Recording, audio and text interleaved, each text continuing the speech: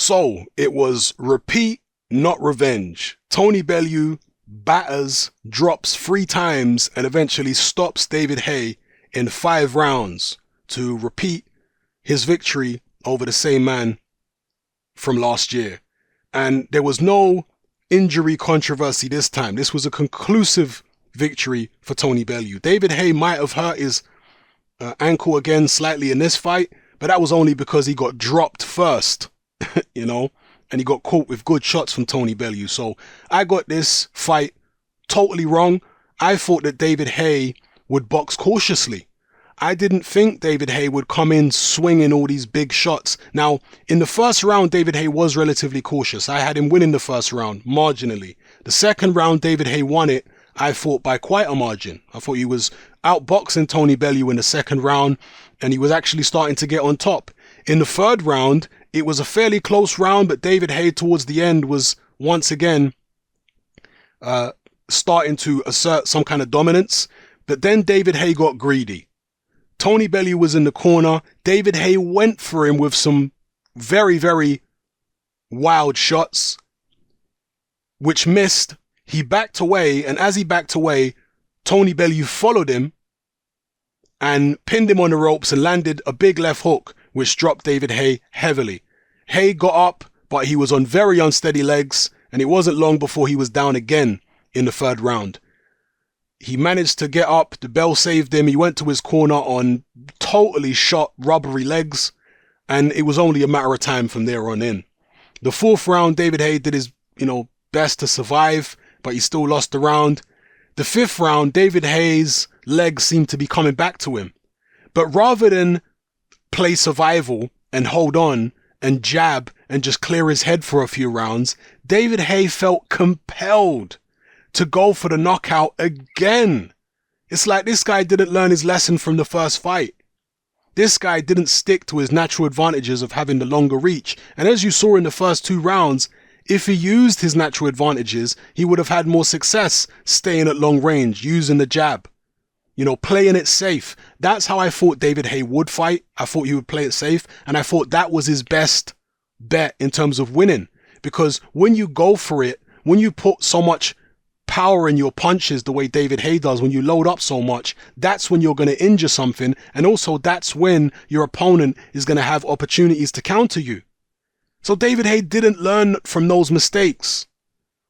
Despite the fact he had success being cautious in the first 2 rounds, he just felt compelled to go for it. And this is something that I think Boxing Beats and Rhymes did say to me on one of my preview videos. He said, "Hatman, Haye's going to go for it. Like, he's not a guy who can just, in this situation against Bellew, be cautious, because he wants to hurt Bellew so bad, he's going to go for it." And he did. And, David Haye really only has himself to blame, because personally, I think that was a winnable fight for him. Even watching the first 2 rounds, I think, yeah, David Haye can win this fight in the method I described, by just boxing safe, winning on points. But then again, we don't know what would have happened if David Haye had boxed cautiously. Maybe David Haye didn't have 12 rounds in him. Maybe that's why David Haye didn't adhere to the game plan, which I thought he would, because he didn't have 12 rounds in him. Maybe that's why he was gambling the way that he was. Perhaps it was that. Perhaps he was just hell-bent on revenge, on a spectacular knockout. I did say that David Haye is a natural risk taker. He's a natural gambler. That's always been what he's like. But the gamble spectacularly backfired in this fight in an even worse fashion than it did in the first fight. And the funny thing is, both guys look better in the first 2 rounds in this fight than it did in the first fight. Both guys look sharper. Haye still looked terrible, right? But he didn't look as bad as he did in the first fight. He looked physically better. He looked sharper. His punches looked more snappy and more accurate than they did in the first fight in the first 2 rounds, and for at least the first half of the third round. So both guys look better. Bellew was good on the counter. But yeah, Bellew was losing the first 2 rounds, and I thought he was maybe on the way to losing the third round up until Haye made the critical error of trying to go for Tony Bellew in the corner with those big haymakers, got followed, and then Bellew detonated the left hook. And there was some people who were unsure about whether Tony Bellew could hurt David Haye. I always thought Tony Bellew could hurt David Haye. Yeah, legitimately hurt him. Not forget about an injured leg. I always thought Tony Bellew could hurt David Haye legitimately, because in the first fight, David Haye was riding a lot of the punches that Tony Bellew was hitting him with. He wasn't really getting caught flush. In this fight, he got caught properly by Tony Bellew. He wasn't managing to ride the shots. He was actually walking into the shots because he was trying to trade left hooks with Bellew. You know, a fighter like David Haye, as experienced as he is, to be making such fundamental errors, it just shows how desperate he was. This was a desperate man. And, you know, all sense and rational thought and rational boxing went out of David Haye's head as soon as Tony Bellew hit him and hurt him. You know, in fact, it went out of his head before Tony Bellew hurt him. Actually, one of the things I said in the lead up to the fight, I said, if David Haye hits Tony Bellew with anything clean and manages to hurt him or stun him, that's when David Haye might deviate from the game plan. He might not be able to resist the urge. Now, he didn't hurt Bellew, but he was having success in those first 2 rounds, and midway through the third, he was having success, and he just couldn't help himself but go for it. And yeah, that's what got him caught. Bellew very sharp on the counter, very sharp with the left hook. So yeah, he fell right into the same trap that Bellew laid last time. But as I say, Bellew was better this time. Better, sharper. You know, punches were more crisp. Defensive work was better. Was probably in better condition. So, you know, even if David Haye, let's say David Haye had adhered to the game plan, which I thought he should have adhered to, playing it safe, sticking with the jab, using the extra reach, etc. Let's say it got to round 6 and 7. Maybe Tony Bellew would have been able to put it on him late in the fight and still take him out. Maybe he would have done. Maybe David Haye's game plan was never going to work, even if he boxed cautiously. Maybe boxing the game plan, which I think he should have boxed, would have allowed him to last longer in the fight and maybe be ahead. But maybe he still would have got stopped anyway, you know, late on.